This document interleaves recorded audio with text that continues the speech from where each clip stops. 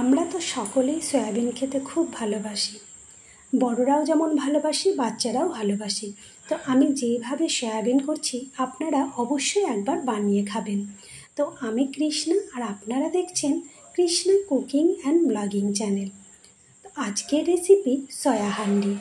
তো আমি এখানে একটা কড়াই নিয়ে নিয়েছি, কড়াইয়ে দিয়ে দিয়েছি জল। জলটা যখন গরম হয়ে আসবে তখন দিয়ে দিলাম সয়া বড়িগুলো। আর সয়া বড়িগুলো দিয়ে কিন্তু আমি একটু ফুটিয়ে নেব আর নামিয়ে সঙ্গে সঙ্গে ঠান্ডা জলে ধুয়ে নেব। তো আমি ভালো করে সয়া বড়িগুলোকে ঠান্ডা জলে ধুয়ে জল নিংড়ে একটা বাটিতে নিয়ে নিয়েছি।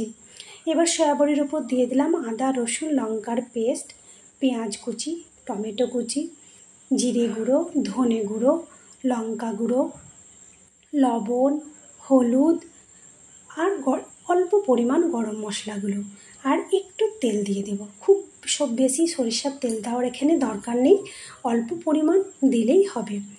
তো আমি এখানে ওই 1.5 চামচ মতো তেল নিয়েছি। এবার ভালো করে মশলার সাথে আমি সয়াবিনগুলোকে মাখিয়ে নেব। তো সুন্দর করে আমি মাখিয়ে নিয়েছি, এবার আমি রেখে দিলাম।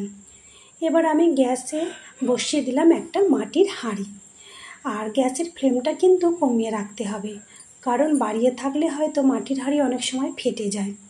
এবার আমি দিয়ে দিলাম তেল, কিছু গোটা গরম মশলাটা একটু নেড়ে চেড়ে দিয়ে দিলাম আলুটা আমি আগে থেকেই কেটে রেখেছিলাম, একটু সাইজটা বড় বড় করেই কেটেছি। এবার ওই আলুর মধ্যে দিয়ে দিলাম সামান্য পরিমাণ লবণ আর হলুদ। এই আলুগুলোকে আমি এখন ভালো করে লাল লাল করে ভেজে নেব। তো আমরা হান্ডি চিকেন, হান্ডি মাটন খেতে তো সকলেই খুব ভালোবাসি। তো এই হান্ডি সয়াবিনও খেতে কিন্তু অসাধারণ। আপনারা বাড়িতে অবশ্যই একবার বানিয়ে খাবেন। আর যতক্ষণ না পর্যন্ত বানিয়ে না খাবেন ততক্ষণ কিন্তু এর স্বাদ বুঝতে পারবেন না। তো আমার আলুগুলো লাল করে ভাজা হয়ে গেছে। এবার আমি দিয়ে দিলাম সয়াবিনগুলো, যেগুলো মাখিয়ে রেখেছিলাম। তো এবার সয়াবিন দিয়ে ভালো করে একসাথে কষিয়ে নেব। আর এটা কিন্তু একদম কম হিটে হবে। আর ঢাকা দিয়ে দিয়ে ভালো করে সয়াবিনগুলোকে কষিয়ে নিতে হবে। তো দেখুন আমি ঢাকা দিয়েছিলাম, এবার ঢাকা উঠিয়ে আবারও আমি সয়াবিনগুলো একটু কষিয়ে নেব। আর এটা কম হিটেই পুরো রান্নাটা হবে। রান্নাটা হতে একটু সময় লাগে, খুব বেশি সময় লাগে না, তাড়াতাড়ি হয়ে যায়। তো আমি কিছুক্ষণ কষানোর পর দিয়ে দিলাম পোস্ত বাটা। আমি 1 চামচ পোস্ত বেটে রেখে দিয়েছিলাম, তো সেই পোস্ত বাটাটা আমি দিয়ে দিলাম। তো আবারও আমি একটু কষিয়ে ঢাকা দিয়ে দেব। আমি ঢাকা দিয়ে দিলাম। এবার ঢাকা উঠিয়ে আবারও আমি সয়াবিনটা কষিয়ে নেব। আর এই রেসিপিটা ভাতের সাথেও খেতে খুব সুন্দর লাগে আর রুটির সাথেও খেতে খুব সুন্দর। আমাদের তো বাড়ির সকলের প্রিয় এই সয়া হান্ডি।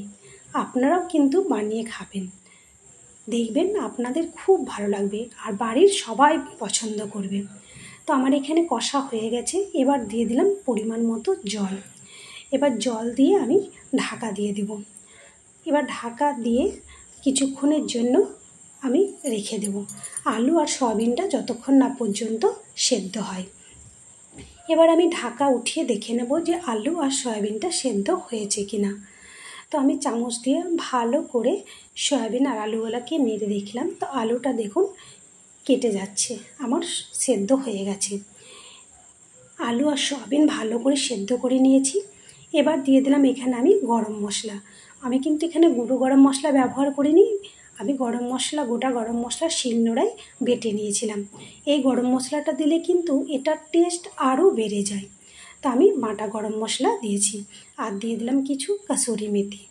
এবার কাসুরি মেথি দিয়ে ভালো করে নেড়ে চেড়ে নিলাম। তো আমার হান্ডি সয়া একদম তৈরি হয়ে গেছে। আর দেখতে দেখুন কতটা সুন্দর হয়েছে, কালারটা খুব সুন্দর এসেছে। এটা দেখতে যতটা সুন্দর খেতেও ঠিক ততটাই সুন্দর, দারুণ, মানে একদম একটা লোভনীয় লাগছে, এত সুন্দর হয়েছে। তো আপনাদের যদি এই রেসিপি ভালো লেগে থাকে অবশ্যই একটা লাইক করে দেবেন আর বাড়িতে বানিয়ে খাবেন, দিয়ে কমেন্ট করে জানাবেন কেমন লেগেছে। আর যারা এখনও আমার চ্যানেলটি সাবস্ক্রাইব করেননি চ্যানেলটিকে সাবস্ক্রাইব করে দেবেন। তো আজকের মতো ভিডিওটি এখানেই শেষ করলাম, ফিরে আসবো নতুন একটি ভিডিও নিয়ে।